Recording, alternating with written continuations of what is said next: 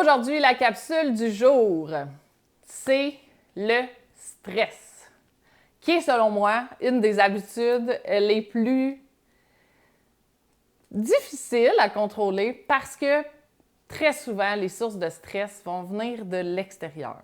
Et quand ils viennent de l'extérieur, ben c'est des situations des fois que c'est hors contrôle. C'est très difficile à venir contrôler dans notre vie à nous. Aujourd'hui, je vais vous donner des trucs pour vraiment être capable de éventuellement contrôler qu'est-ce que vous pouvez contrôler et laisser aller qu'est-ce que vous ne pouvez pas contrôler. Puis je vais vous parler aussi des deux sources de stress, des deux systèmes nerveux en fait que je veux vraiment mettre de l'avant, qui font partie du système nerveux autonome et c'est le sympathique et le parasympathique. C'est les deux systèmes nerveux que je trouve qui ont un gros rapport avec tout ce qui est le corps humain, la composition corporelle, parce que si on est trop dans le sympathique, ça peut amener une tonne d'effets secondaires, une tonne d'effets néfastes qu'on ne veut pas. Et de nos jours, on est très peu dans notre système nerveux parasympathique, qui est fait pour la récupération, qui est fait pour la relaxation, qui aide au sommeil. Fait que je veux vraiment démystifier les deux. Système nerveux sympathique, c'est notre système nerveux fight, flight, freeze. On est vraiment dans le mouvement, on est dans l'action. On se lève le matin, puis c'est avec notre système nerveux sympathique, on est là-dedans. Notre cortisol, dans le fond, c'est ça qui est sécrété quand on est dans notre système nerveux sympathique. C'est l'hormone d'adrénaline. On en a besoin dans notre vie, parce que sinon, on serait des larves à terre, puis on ne ferait rien. Fait qu'on a besoin de cette adrénaline-là, ce cortisol-là qui est libéré dans notre corps. Par contre, il faut savoir comment le gérer, puis il faut savoir aussi qu'on a des moments où on doit le laisser aller pour que notre corps puisse se reposer. Parce que cette augmentation-là du cortisol dans notre corps, si c'est quelque chose qui est fréquent et qu'on est juste sur le mode, je suis sûre que vous vous reconnaissez quand je dis ça, on finit nos journées, on a l'impression qu'on n'a même pas pris une respiration. Remarquez ça dans vos journées. En fin de journée, est-ce que vous vous revoyez en train de respirer? Est-ce que vous vous voyez en train de faire ça? C'est très rare. Dans notre système de vie aujourd'hui, tout va vite. On travaille, on a des enfants, des activités, on a des soupers. On dirait qu'on finit nos journées puis on est encore comme ça. Fait qu'on se demande après pourquoi on a de la misère à dormir, pourquoi on souffre tant d'insomnie, pourquoi notre corps ne fonctionne pas bien. Les systèmes nerveux doivent être balancés, c'est super important. Comme je disais, là, je me suis fait des petites notes pour rien oublier. Notre courbe de cortisol va être dans le tapis le matin et c'est pour ça qu'on dit que le café devrait être pris après avoir mangé. Parce que quand on va se lever, cortisol est comme ça, on mange, cortisol va baisser un petit peu. Et là, quand on prend notre café par la suite, le cortisol va déjà avoir baissé. Fait que vu que c'est un stimulant, on va remonter un petit peu, mais ça ne sera pas trop intense. Si on se lève, cortisol dans le tapis, on prend un café, cortisol encore plus dans le tapis. Puis là, ben, quand ça crash, ben, ça crash de haut. Fait que c'est pour ça qu'on dit tout le temps, prenez le temps de vous lever, prenez quelque chose le matin. On vous recommande fortement la boisson digestive, mais prenez au moins un verre d'eau, mangez après café. Ça va vraiment aider déjà en partant à stabiliser votre cortisol. Trop de cortisol, trop d'adrénaline dans le corps, ça peut apporter vraiment des effets négatifs. Vous avez en fait une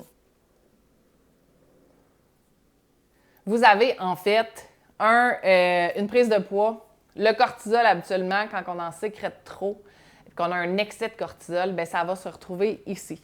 Ça va vraiment être là que les gens nerveux vont accumuler. Ça va vraiment être du ventre, le cortisol. C'est signe que le corps, habituellement, est trop, en effet, dans le sympathique. Le cortisol est à son max. Ça va se ramasser ici. Vous allez avoir peut-être une perte de masse musculaire. Vous pouvez avoir des troubles du sommeil, troubles de digestion, on en a parlé, trop de cortisol, inflammation va aller se loger, va aller irriter le système digestif. Et quand le système digestif est irrité, bien là, c'est free for all, c'est irrité partout, on a de l'inflammation, tout va mal. Et ça peut aller aussi affecter l'humeur. Trop de cortisol, ça peut amener de l'irritabilité, des dépressions. Mais encore une fois, on se rappelle que tout est relié avec le système digestif. Le cortisol aussi, il faut le savoir qu'on le libère quand on s'entraîne. Fait que quand on remarque qu'on a quand même un mode de vie, qu'on est beaucoup dans notre sympathique, puis qu'on est beaucoup en mode fight, c'est important de faire attention aux exercices qu'on va faire. Parce que si par-dessus, déjà votre corps qui est en excès de cortisol, vous allez faire du gros hit, vous allez faire du cardio, vous allez faire de la grosse course, vous êtes du spinning, bien, vous allez créer encore plus de cortisol, vous allez encore créer plus de stress au niveau de votre corps, puis souvent, ces personnes-là vont se retrouver à perdre zéro parce que le corps est en mode panique, il y a beaucoup trop de stress qui passe. Pour lui, là, le stress, il faut qu'il se protège. Fait que si vous êtes en constante période de stress, si vous lui demandez en plus de perdre du poids, vous oubliez ça tout de suite. Le corps en période de stress va vraiment mettre en priorité qu'est-ce que pour lui c'est number one priorities, puis il va tout shutter down le reste. Il ne vous laissera pas d'en perdre du poids, je vous le garantis. Donc, c'est important à ce moment-là d'aller revérifier qu'est-ce qu'on fait comme entraînement. On va en reparler dans une autre capsule. Là, je veux vraiment rester au niveau du stress. Fait que, comment après on fait? Bien là, je vous ai parlé, je vais juste vous expliquer les deux. Sympathique. Parasympathique, c'est quoi? Parasympathique, c'est la relaxation. Parasympathique va aider à la digestion et au sommeil. Tout ce beau parasympathique-là, il est beaucoup, dans le fond, c'est le nerf vague qui va aller, qui est relié directement au parasympathique. Le nerf vague, il part de la boîte crânienne, puis il va descendre ici jusqu'au diaphragme. Puis, pour l'activer comme il faut, c'est en respirant qu'on active le parasympathique. Et quand je vous disais tantôt que je suis sûre que vous ne remarquez pas que vous respirez, bien, c'est normal que vous êtes toujours activé comme ça. Vous n'activez pas de votre système parasympathique. C'est pour ça que je dis à mes clientes que quand on mange, on s'assoit, on respire, c'est super important. On va aller activer notre nerf vague. Ça va déclencher les hormones de digestion tout de suite. Ça va aider énormément. Et ceux qui souffrent d'insomnie, même chose le soir, ajouter des techniques de respiration, c'est vraiment important aussi. Fait que c'est vraiment important d'avoir la balance entre les deux, entre le « je suis prête à l'attaque » et c'est maintenant le temps de digérer, c'est maintenant le temps de récupérer, de rebâtir les muscles, de rebâtir le corps. Il faut avoir la balance des deux. Donc, il y a des niveaux de stress un peu, là. C'est sûr que, tu sais, on part d'un stress que tu es un petit peu fatigué l'après-midi, tu as besoin d'un café, tu as besoin de ci parce que là, tu sens que ton corps veut pas, il manque de jus. Après ça, tu peux avoir le niveau 2, que tu es fatigué un petit peu plus souvent, tu as besoin de plus de stimulants, tu es plus irritable encore, là, ton sommeil est affecté. Ton système immunitaire aussi peut être plus faible, puis même à l'entraînement, tu vas commencer à voir que tu as plus de difficultés à pousser.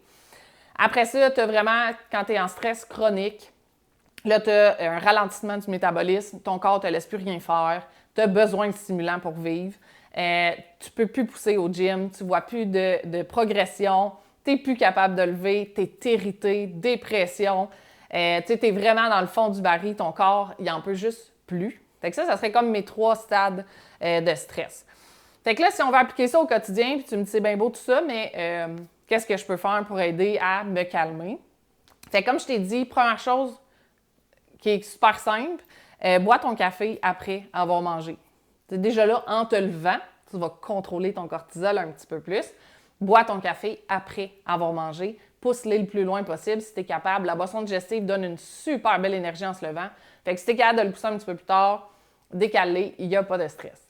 Après ça, méditation, respiration. Si vous saviez à quel point la respiration m'a sauvé la vie plusieurs fois, quand on se sent dépassé par les événements, on s'assoit, prenez juste 5 grandes respirations, gonflez votre abdomen, gonflez-le, puis allez tout souffler l'air en vraiment contractant pour vraiment activer votre transverse, mais ça va aussi activer votre nerf vague. Puis gonflez jusque vos poumons, jusque votre cage thoracique soit pleine. Respirez. Votre cerveau a besoin d'oxygène, c'est vraiment important. Méditation, même chose. Méditation, c'est pas obligé d'être assis en indien.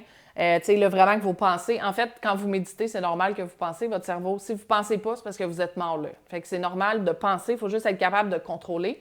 Petit Bambou est une application géniale que j'ai downloadée pour mes premières méditations. C'est des méditations guidées, ça l'aide vraiment beaucoup. Avant dodo, ça peut être bon. quand vous vous sentez trop intense dans une journée puis ça va pas bien, assisez-vous, faites 5 minutes de méditation, 10 minutes. Vous n'avez pas idée à quel point vous allez vous sentir mieux.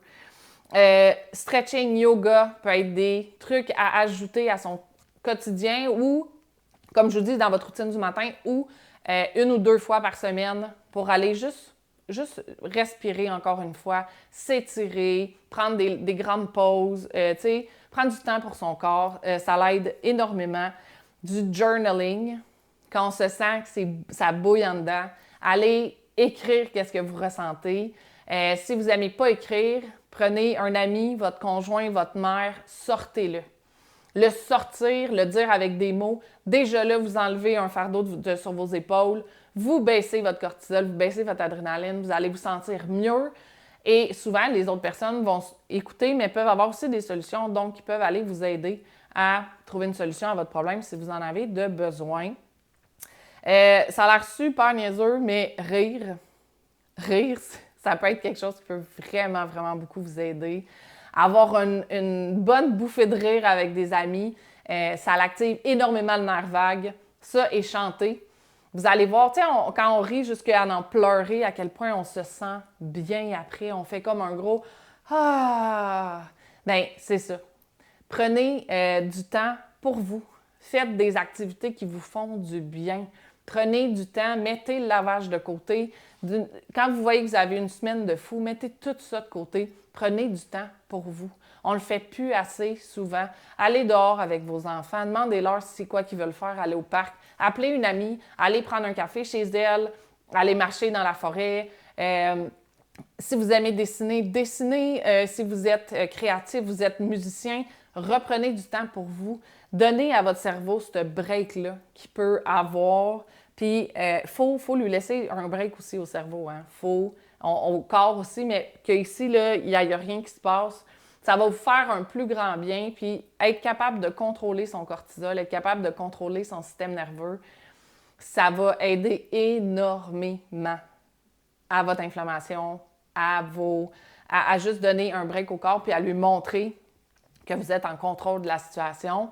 Moi, je vous dirais, faites une petite rétrospection sur vous, faites une petite introspection sur vous, regardez vos habitudes de vie, puis regardez, quand vous finissez la journée, est-ce que vous avez pris le temps de respirer? Est-ce que vous vous sentez dépassé par les événements? Si oui, faites les petits conseils que je viens de vous donner. Mettez-en un en application. Un à chaque jour que vous allez pouvoir mettre. Si c'est le journaling, la méditation, si c'est rire, si c'est parler avec quelqu'un, si c'est de faire une activité que vous êtes à l'aise, confortable, que vous faites du fun. Mais c'est vraiment, vraiment quelque chose, comme je disais, qui est un petit peu plus difficile à gérer quand c'est des situations extérieures, mais on peut toujours contrôler qu'est-ce que nous, on est capable de contrôler. Les situations qu'on ne peut pas contrôler, on essaie de les prendre, on les met dans le journaling, on en parle à quelqu'un, puis on les tasse de côté. Puis ça va vraiment, vraiment vous aider. Donc, j'espère que tout était clair. Si vous avez besoin de réécouter la capsule, vous n'êtes pas sûr de quelque chose, vous l'écrivez en commentaire. Sinon, réécoutez la capsule le nombre de fois que vous en avez besoin. Puis, on se revoit demain pour une autre capsule. Bye!